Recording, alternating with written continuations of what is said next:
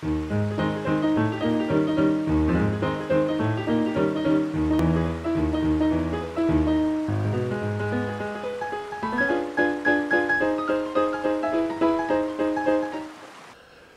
video is for the second grade at the Lamprey River Elementary School. To all the second graders who have worked so hard this year tapping the maple trees that are outside their classroom. My name is Craig Wheeler, and I'm here with my wife Donna, and we've met the second graders to help them with their maple sugar project. Here at our home we have an evaporator, which you can see behind me, and we want to show all of the second graders where their sap has finally ended up. The second graders will probably recognize this container here. This blue container is what the second graders have used to collect all of their sap from their 30 maple trees at the Lamprey River Elementary School. What has happened over the last 6 weeks, as the students have carefully collected, cataloged, and very carefully measured all of their sap, it has been put into this, and about every 3 or 4 days I would collect the product in here and bring it to our evaporator. I would pour their sap from here into our first collection container. We have told the children that it takes 40 gallons of sap to make 1 gallon. This is only 20 gallons, so this doesn't even make a full gallon. But the students understand that ratio, and they have very carefully measured all of the sap that they have collected. The teachers have done a tremendous job organizing the students. Each tree is numbered, each tree is cataloged, and every time they collect, they record it, and it's been a wonderful experience. So we're here at the final stages of their collection, their very careful measurements of creating maple syrup. So we have collected their maple syrup in this and the various buckets that you see around us, and the students will probably remember we have showed them the old-fashioned wooden collection buckets.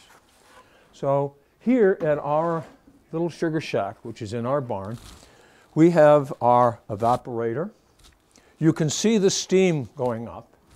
And if I open this door, you will see the flames in the fire. It's very hot. The temperature in this section here is boiling. It's over 212 degrees. So we start our arch up and we boil for almost 20 hours to boil the clear product down till it becomes maple syrup. It takes a long time, it takes a lot of wood, and it takes a lot of energy and effort. We are hobbyists, and we do it the old-fashioned way. This works for us. The big commercial producers have very sophisticated, more complicated means of both collecting and boiling down their syrup. We just do it the old-fashioned way. It works for us. We happen to think our maple syrup and the maple syrup that's coming from the Lamprey River Elementary School is the best syrup, not only in Raymond, but in New Hampshire. And I'm sure you will agree when you taste it at the breakfast. So as we look at this here, all of the steam that is coming up, what is happening is the water is being evaporated. Remember, the sap that goes in is perfectly clear. What comes out is that it starts to change color, it starts to change density, and becomes very, very sweet. We draw off the maple syrup from this side of the evaporator, as you can see that I'm doing now. And this product here is starting to turn color. And if I taste it, I'm going to taste the sweetness. We continue doing this, again, for almost 20 hours. And once we finish here, we will draw it off and finish it inside in the next clip that you'll see. So this represents all of the work that the students have done, collecting, putting it in their container, bringing it here, us filtering it, us boiling it down to an end product of maple syrup. So this is the first sequence for the students in understanding what it looks like, what it smells like, what the heat feels like, and what you can smell in maple syrup. We will join again in a few minutes looking at how we finish our product. Okay, we are now in the finishing room of our maple syrup production process. You saw how we draw off the product in the big evaporator out there, and I bring it in a container like this, and it's very hot and you can see the steam. And the color that's in here is almost this, but not quite. This is the finished product, and this is very close. So this comes, and I pour it into my finishing bucket here.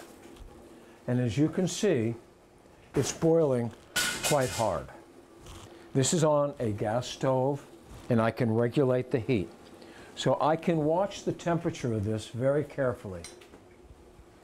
And I use my thermometer, and I watch, and when the temperature here gets 219 degrees, which is above the boiling temperature of water, I'm then in a position to draw off and to filter maple syrup. The product that's in here is almost this color right now. When it's ready to draw off, it gets very, very foamy. And some of the students have told me, if you put a little butter in here, the foam disappears. And they're absolutely correct. So we watch this very carefully because we don't want this to become, we don't want it to burn, we don't want it to turn into maple candy, although that's good to eat too. This is what we're looking for. So this is almost ready, and what we'll do here is, this is a little spigot. It's connected to this container, and while this is boiling, I will then begin to filter the maple syrup. We filter our maple syrup in a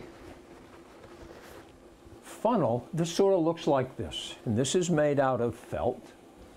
We soak it in warm water, and then when we turn this on, it filters down through, and we collect it in another bucket.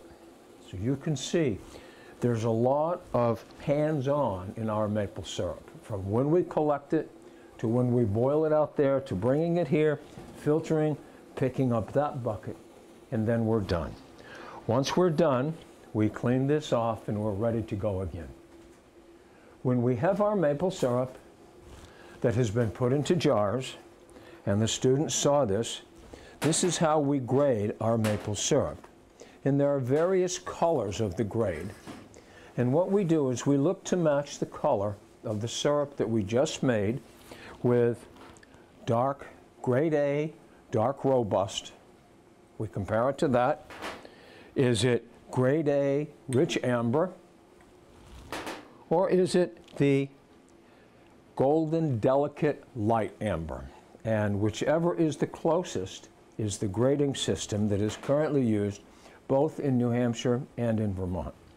I think the best grading system is good, because it's very tasty.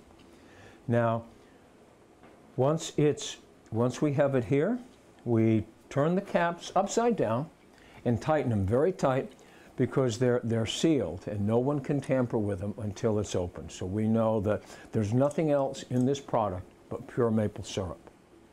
Pure maple syrup does have sugar in it. It's natural sugar. We don't add anything to ours. All maple syrup should be natural. It's very, very different than what you see in the store with those store brands. There's corn syrup, there are other chemicals. Pure maple syrup from New Hampshire or Vermont or Maine has only one thing in it, and that's pure maple syrup that comes from the trees. We enjoy it. I know the kids have enjoyed making it, tapping it, and most importantly, tasting it. And we keep a jar of maple syrup in our refrigerator all the time, because we use it in all sorts of things. We not only on pancakes, like you're having here this morning, we enjoy it on vegetables. It's really good on ice cream too.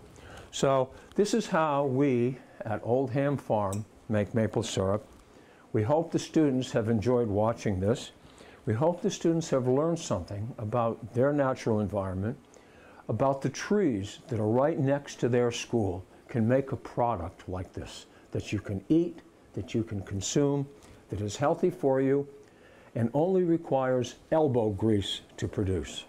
So, once again, thank you to the Lamprey River Elementary School. We hope you have enjoyed making maple syrup this year, and please enjoy your breakfast. Thank you.